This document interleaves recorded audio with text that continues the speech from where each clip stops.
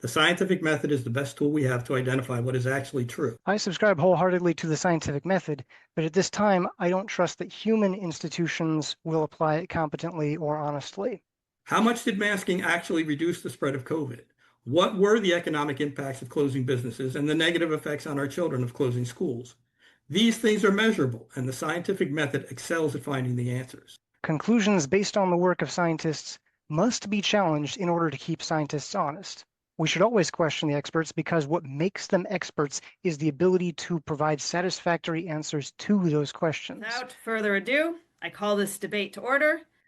The resolution on the table tonight is resolved. Trust the science.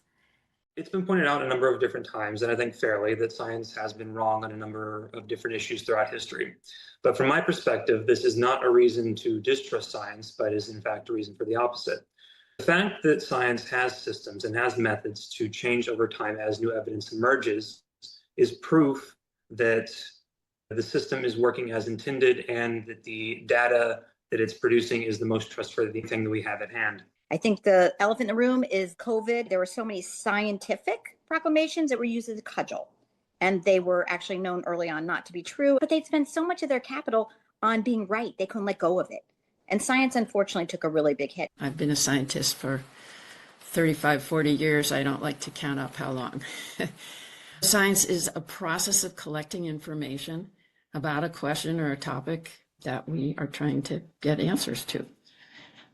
The more time the scientists have had to work on a topic, and the more scientists involved in reviewing the data, the more you can trust the science. We can't trust the science when inconvenient truths are censored and silenced.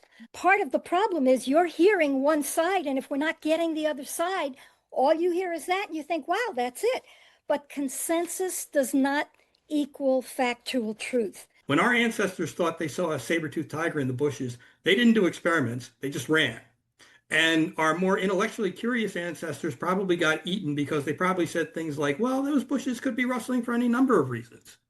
And that is why we are so good at forming opinions quickly and less inclined to check them against the data. Our guts serve us very well when tigers are the issue, but for complex policy questions, our black and white instincts create problems. Enter the scientific method. The previous speaker mentioned basing your trust on the scientific method. What do people who don't have direct access to the scientific method do? That is a good question. What we can look for are trusted messengers, people who don't have an agenda. If someone is going to make money by saying climate change is or isn't true, or it fits their political agenda, I tend to be skeptical at that. I'm very concerned about a recent publication in the National Academy of Sciences, which said the entities enabling scientific fraud at scale are large, resilient, and growing rapidly. The study published August 4th of 2025 reveals the existence of sophisticated large-scale networks involved in scientific fraud, including paper mills, brokers, and predatory journals. Madam Chair, does the speaker feel that this is in part due to the digital revolution?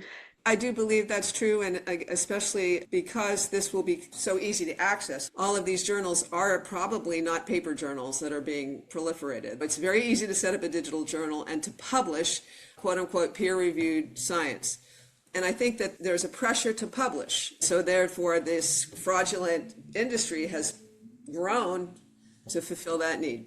When you tell someone this is a fact, trust the science or trust these scientists, what you're saying is, this evidence is good enough for me to rely on this assumption, so it ought to be good enough for you. Facts are assumptions, and assumptions are risks. And some of them are pretty safe. Life is full of risks we take every day without worrying about them. We drive cars, we eat food, we sleep in buildings, but some risks are less familiar. Not everyone is willing to take the same risks. Some people have more to lose. People are in different positions. They're not in the same boat, so to speak. Addressing people's concerns like this takes a bit of extra effort, but it's much easier when you listen to their point of view and look for the risks that they see. I trust science because it has methods and practices that allow me to verify the accuracy of the conclusions that I hear.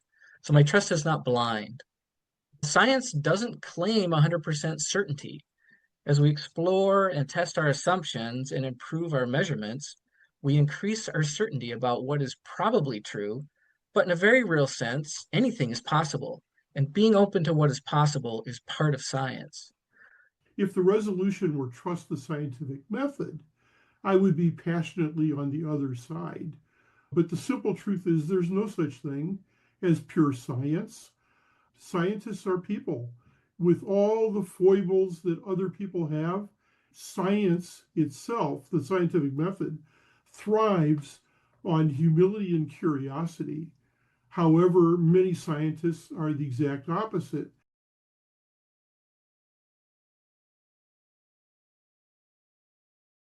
I really enjoyed the questions tonight. I think we had some exceptionally curious people in the audience, people who wouldn't have made it if they were back and wondering what was ruffling around in the bushes. I will be taking away a deeper appreciation for the serious damage that was done and can be done when institutions of science and of the scientific method violate people's trust. One of the problems we have is scientists aren't very good at communicating. We're not really trained to talk outside the ivory tower. And the only way we're going to solve that is for scientists in universities, at least, to be expected to talk